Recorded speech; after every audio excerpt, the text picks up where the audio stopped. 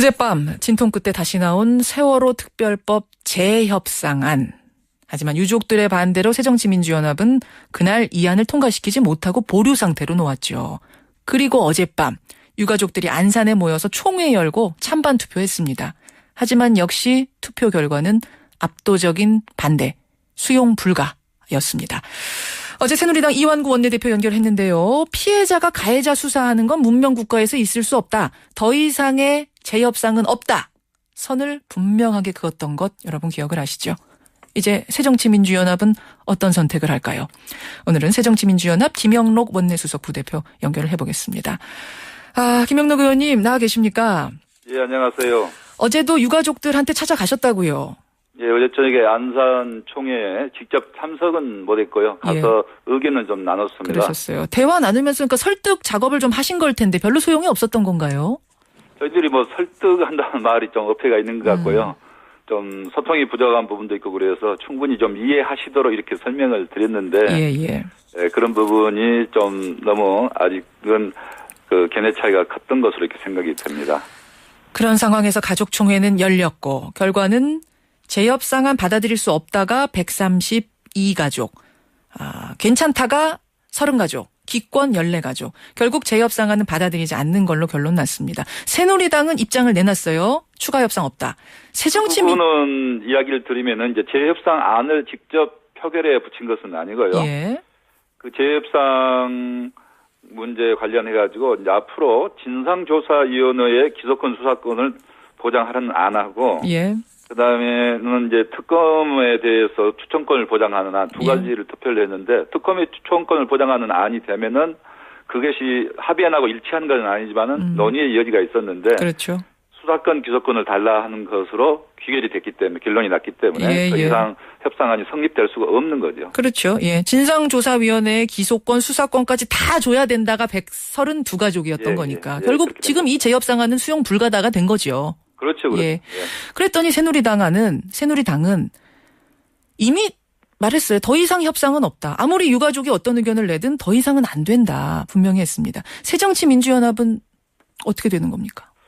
저희들은 이제 지난 19일 날 그 합의 있고 나서 저녁에 의원총회를 했을 때 이제 충분히 가족들의 뜻이 가장 중요하다는 차원에서 충분히 이해를 구하고 이해를 구한 다음에 가족분 뜻을 존중해서 추인을 하자 이렇게 된 건데요. 어제 이제 수용이 불가한 것으로 됐기 때문에 그 부분에 대해서 어떻게 할 건지 오늘 내일 아마 충분한 논의를 거쳐야 되지 않겠느냐. 제가 오늘 이 자리에서 먼저 말씀드리기는 좀 어려울 것 같고요. 새누리당은 이제 그 제재 협상이 되겠죠. 그 부분은 절대 불가다 하고 이렇게 이야기를 했는데요. 이제 이 문제는 단순히 이제 협상 테이블의 문제가 아니고 정말 이걸 어떻게 정치권뿐만 아니라 국가적 과제를 어떻게 해야 될까 하느냐 하는 차원에서 이제 접근하지 않을 수가 없다 이렇게 생각을 저도 하고 있습니다. 일단 그럼 오늘 의원총회를 연다고요?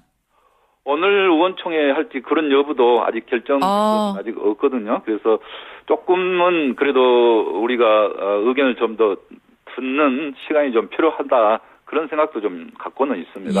비상의원총회가 소집될 것으로 보인다. 저희는 이렇게 보도를 봤는데 그것도 의원총회를 하긴 해야죠. 그런데 그 시간을 언제로 할 것인지 그런 부분은 아직 결정된 건 없다는 말씀을 드립니다. 일단 당내 전반적인 분위기는 어떻게 파악하고 계세요? 원내수석 부대표시니까 지금 여기저기 얘기들 나누고 계실 텐데. 일단 저희 새정치민연합 쪽의 입장은 대단히 지금 진퇴양난에 사실은 어려운 처지에 있는 거죠. 어제 어떤 신문에서는요. 가족 대책이 뜻을 받들어야 된다. 샌드위치 신세가 됐다. 이런 표현까지 쓰더라고요. 그런 의견도 있죠. 가족 대책이 뜻을 받들어야 되는 측면이 있고 다시 이것을 제재 협상해서 하기는 사실상 뭐 추진 동력이 떨어졌다 그런 표현도 썼던데 어려움이 많은 것은 사실이죠. 사실이죠. 전반적인 의원들 분위기는 그럼에도 불구하고 유족들 뜻을 따라서 제재 협상 나서야 된다는 쪽입니까? 아니면 어떻게든 유족들 설득해서 이 협상안대로 가야 된다는 쪽입니까? 이제 유족분들 뜻을 받들어야 된다는 것은 누구도 이의가 없습니다만은 그래도 좀 더 설득이나 이해의 노력을 좀 더 해봐야 되지 않겠느냐 하는 그런 의원들도 계실 것 같고 그렇지만 가족들이 도저히 받아들일 수 없다. 이미 결론이 났기 때문에 이제는 뭐 가족들 뜻을 받드는 안으로 재협상도 무효하고 이렇게 해야 된 것 아니냐. 뭐 그런 의견이 두 가지 의견이 다 지금 있다고 저는. 공존합니까? 팽팽합니까? 아니면은 그냥 지금 말씀하시기 껄끄러워서 더 이상 어느 쪽으로 저 무게를 못 두시는 거예요? 지금 그 부분을 제가 먼저 말씀드리기는 오늘 뭐 어제 저녁 일을 바로 제가 말씀드리기는 거여서나 알겠습니다. 이제 중요한 포커스는 가족 뜻이 대단히 중요하다. 왜냐하면은 진상조사위원회를 앞으로 만들더라도 가족분들이 참여가 돼야 되는 거거든요. 물론이죠. 이번엔 피해자가 굉장히 뚜렷한 사건이기 때문에 그런데. 그래서 유족도 따라야 한다. 제재 협상을 다시 시도해야 된다라고 의원총회에서 결론이 날 경우 뭐가 문제냐면 새누리당도 그렇게 생각하느냐 이건데 전혀 아니거든요. 새누리당은 더 이상 협상은 없다. 만약 또 제재 협상하자고 나서면 이건 정당 민주주의 근간을 흔드는 거다. 이건 정당 정치 아니다. 라고까지 얘기를 했습니다. 물론 새누리당에서 뭐 그런 이야기를 할 수 있겠지만은 사실은 이렇게까지 됐는데 큰 책임이 사실 새누리당한테 저는 일부 많다고 봅니다. 그건 무슨 말씀이실까요? 630 재보궐선거를 할지 지방선거 거치면서 새누리당이 회피하고 선거에 또 이용하고 그동안에 또 어떻게 보면 회피하고 국조투기 문제도 제대로 지금 진상조사가 안 되고 있다는 그 불신이 대단히 크거든요. 지금까지 쌓아온 불신. 새누리당에 있다. 어제도 대화를 해보니까 도저히 믿을 수가 없다는 그런 정치권 싸잡아서 이야기도 하지만 특히 새누리당에서 그런 입장이기 때문에 새누리당에서 이제 제재 협상은 무조건 없다 이렇게만 할 일은 아니고 이 부분은 정말 다시 머리를 맞대고 국가적 과제로 생각을 해봐야 된 거 아니냐 저는 이렇게 생각하고 있습니다. 제재 협상은 없다 할 게 아니고 다시 한번 머리를 맞대자. 근데 저는 그렇다고 해서 지금 제가 제재 협상을 주장하는 건 그건 아니지만 새누리당의 태도에 대해서 말한 거죠. 근데요. 저는 이제 그 부분에서 의문이 생기는 게 그러면은 새정치민주연합 쪽에서도 여당과 얘기하기 전에 설득의 과정, 유족들과의 대화의 과정을 먼저 충분히 거치고 지금 하고 계시는 그 작업을 협상에 나서기 전에 충분히 하고 그다음에 협상장으로 가셨어야 되는 건 아닌가. 재협상안 만들어 놓고 그다음에 유족들 뜻을 묻는 게 좀 순서가 바뀐 건 아닌가. 이런 생각 듭니다.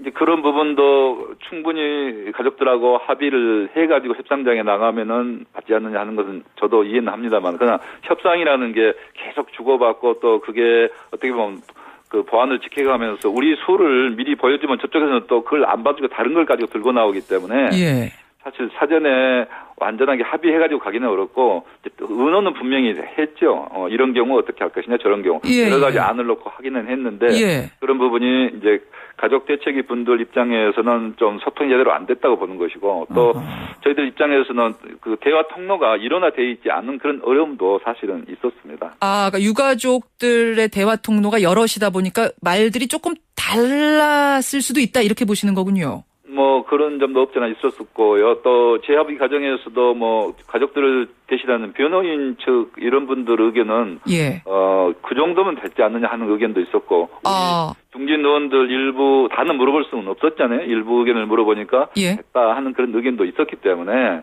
원내대표 입장에서는 이제 결단을 했다고 저는 이렇게 보고 있습니다. 박영선 리더십에 엄청난 타격이 어쨌든 지금 가해진 건 맞죠? 어떻습니까?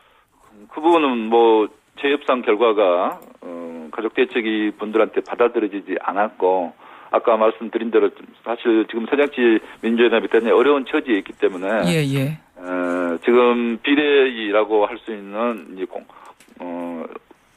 국민공감혁신위원회도 아직 꾸리지 않은 상황이어서 사실 상당히 어려운 처지에 있는 것은 어려운 처지 있는 건 사실이다. 새정치민주연합의 김영록 원내수석 부대표 지금 만나고 있습니다. 그나저나 오늘 주제는 아닙니다만 제가 이거 하나는 좀 여쭙고 가야겠네요. 뇌물 혐의 받고 있는 신계륜, 신학용, 김재윤 의원에 대해서 구속영장이 청구가 됐고요. 영장 실질 심사에 오늘 출석하라 이렇게까지 나왔습니다. 오늘 출석하십니까?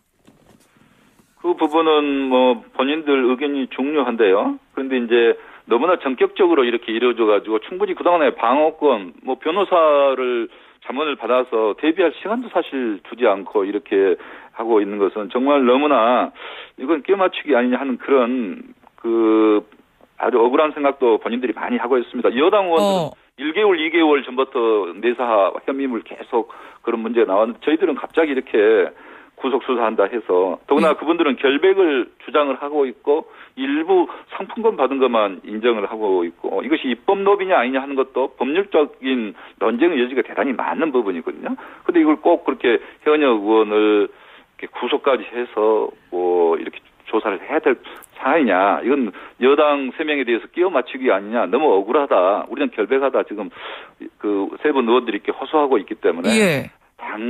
이 부분을 단순히 뭐 법리적인 문제만 갖고 너무 정치권을 이렇게 나쁘게 이야기할 사안은 아니지 않느냐. 일반 시민이라는게도 변론권, 방어권은 주어져야 되는 것 아니겠습니까?